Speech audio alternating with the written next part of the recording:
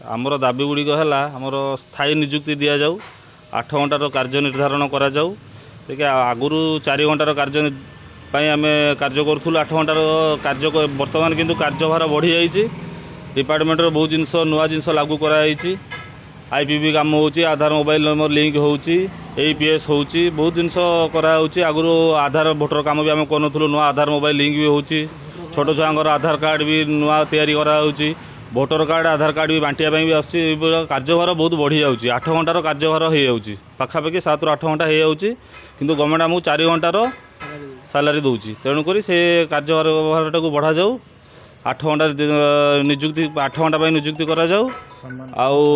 12 24 36 जो प्रमोशन अच्छे 12 वर्ष 24 वर्ष 36 वर्ष से कार्यकारी करा जाऊ ग्राच्युटी पैसा 5 लाख को वृद्धि करा जाऊ आउ आमर जो मेडिकल बेनिफिट अच्छे जहाँ भी सरकार जहाँ भी सरकारी चाकरिया जहाँ भी सब सुविधा अच्छी से सब आम मानकर सरकारी मान्यता दि जाऊ से सब जिन आमको आम प्रति कार्यकारी हो से सब आंदोलन ऑल इंडिया स्ट्राइक होची स्ट्राइक आमर मुख्यतः जो प्रतिश्रुति दिया 2018